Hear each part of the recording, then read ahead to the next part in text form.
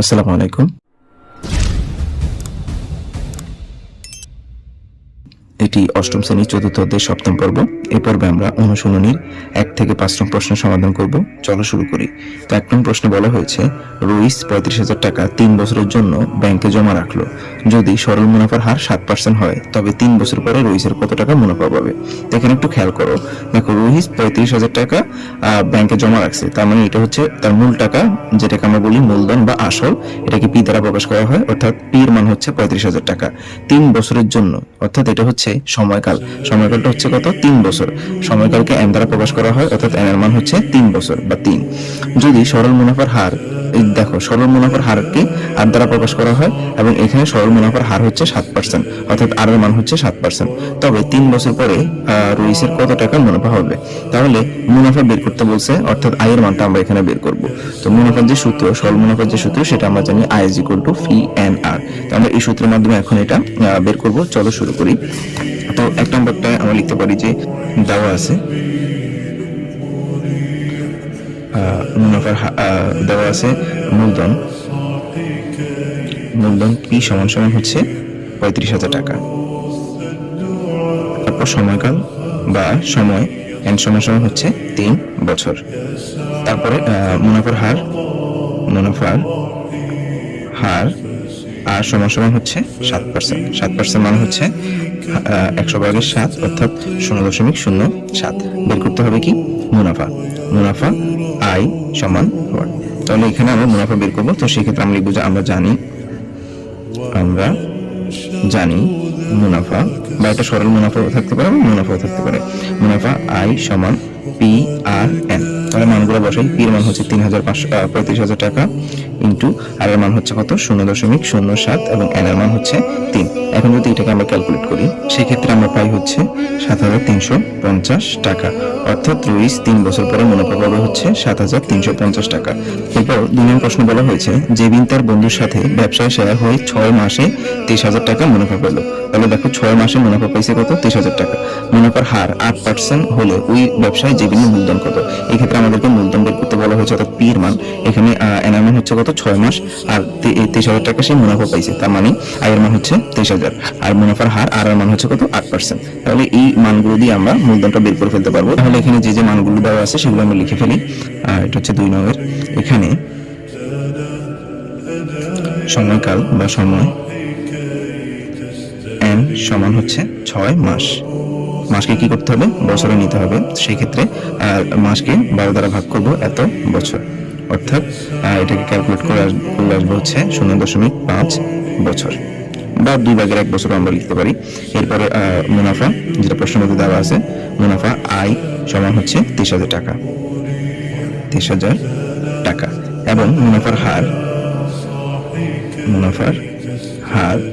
আর সমান হচ্ছে 8%। 8% মানে হচ্ছে 100 ভাগের 8 বা 0.08। আমরা জানি I is equal to P R N, বা পি সমান সমান পি এর সাথে যারা আছে তারা নিচে চলে আসবে, অর্থাৎ আর এন নিচে, আই হচ্ছে উপরে। তাহলে মানগুলো বসাই দিই। উপরে হচ্ছে 23,000, আর এর মান হচ্ছে 0.08 ইন্টু আর এন এর মান হচ্ছে 0.5। তাহলে এটাকে যদি আমরা ক্যালকুলেট করি, নিচে হচ্ছে 0.08 ইন্টু 0.5, সেক্ষেত্রে নিচে থাকে হচ্ছে 0.04, উপরে হচ্ছে 23,000। তাহলে 23,000কে যদি আমরা 0.04 দ্বারা ভাগ করি, তাহলে আমরা পাই হচ্ছে 5,75,000, অর্থাৎ জেবিনের মূলধনটা ছিল হচ্ছে 5,75,000 টাকা। এরপর 3 নম্বর প্রশ্ন বলা হয়েছে, শিমুল 80,000 টাকা কোনো ব্যবসায় খাটিয়ে 2 বছরে 1,75,000 টাকা মুনাফা পেল। শিমুলের শতকরা কত টাকা মুনাফা হলো? দেখো, শিমুল ব্যবসায় খাটাইছে কত? 80,000 টাকা, তার মানে এটা হচ্ছে তার মূল টাকা, তার মানে এটা হচ্ছে কিসের মান? পি এর মান। 2 বছর খাটাইছে, তার মানে এটা হচ্ছে, যেহেতু সময়কাল, এটা হচ্ছে এন এর মান। সে মুনাফা পাইছে কত? মুনাফা পাইছে 1,75,000 টাকা, তার মানে মুনাফাকে আয় দ্বারা প্রকাশ করা হয়, অর্থাৎ এটা হচ্ছে আয়ের মান। শতকরা কত টাকা মুনাফা পেল, অর্থাৎ শতকরা মুনাফার হার বের করতে বলা হয়েছে। সেক্ষেত্রে এটা হচ্ছে আর এর মান, অর্থাৎ আমাদেরকে আর এর মান বের করতে হবে।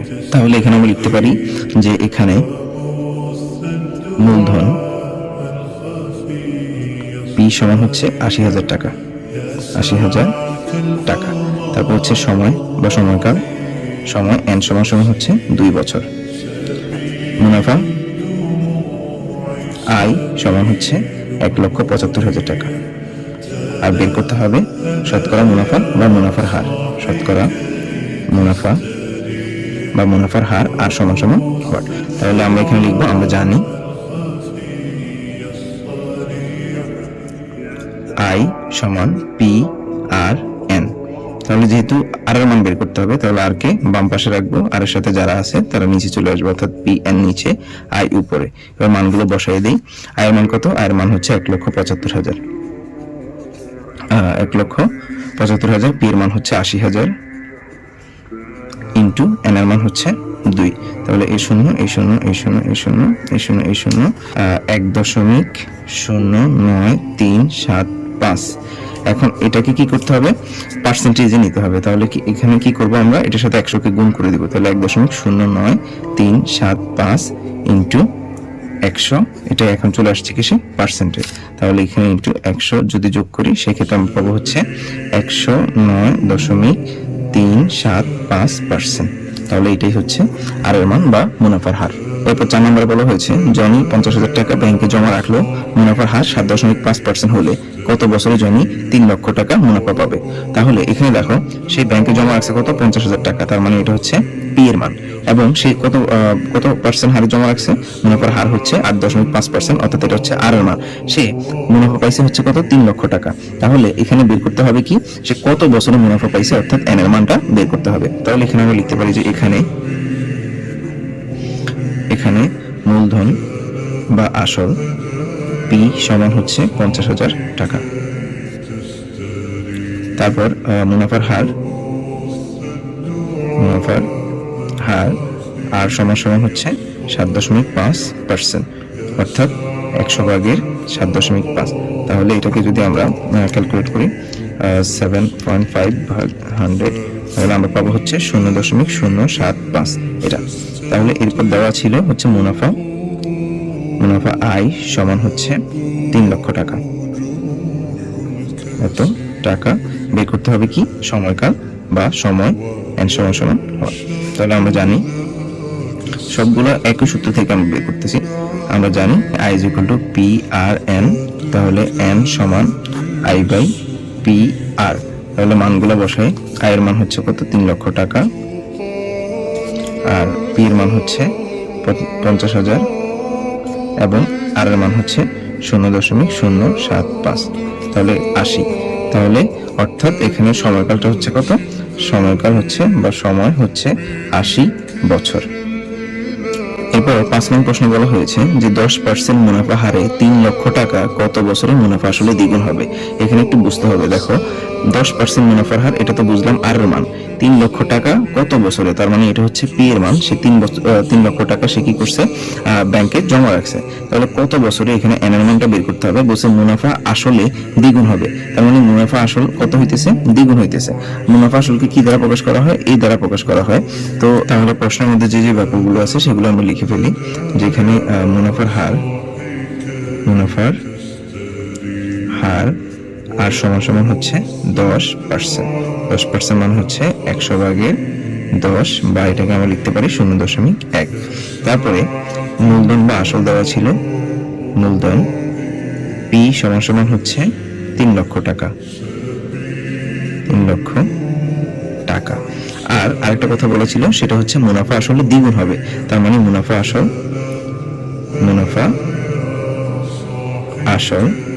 আসলকে এই দ্বারা প্রকাশ করা হয়। মুনাফা আসল হচ্ছে কত? দ্বিগুণ হবে, অর্থাৎ এই আসল যেটা ছিল তার দ্বিগুণ। তার মানে হচ্ছে 3 লক্ষ ইন্টু 2। তাহলে এখানে পাবো আমরা কত? 6 লক্ষ টাকা। 6 লক্ষ টাকা, অর্থাৎ মুনাফা আসলে কত হইতেছে? 6 লক্ষ টাকা হইতেছে।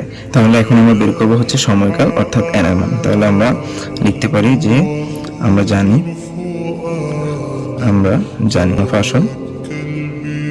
মুনাফা আসল সমান আসল যোগ মুনাফা। তাহলে যেহেতু এখানে আসল মুনাফা বের করবো, মুনাফা আসল দেওয়া আছে, আবার আসলও দেওয়া আছে, কিন্তু মুনাফাটা নাই, এই জন্য আমরা এখানে মুনাফাটা বের করব। তাহলে মুনাফা সমান মুনাফা আসল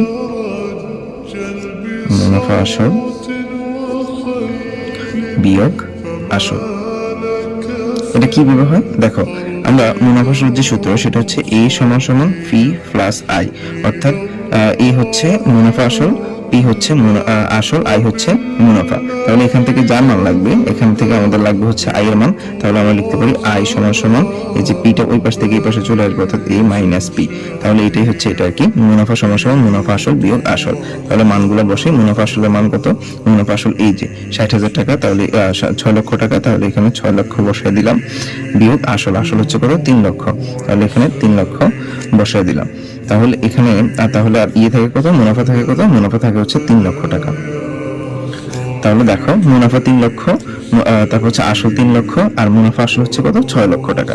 সুতরাং আই সমান সমান পি আর এন সমান, যেহেতু এন এর মান বের করবো তার মানে এন সমান সমান আই বাই পি আর। তাহলে মানগুলো বসাই দিই, আই এর মান হচ্ছে কত 3 লক্ষ, পি এর মানও 3 লক্ষ, এবং আর এর মান হচ্ছে আর এর মান হচ্ছে 0.1।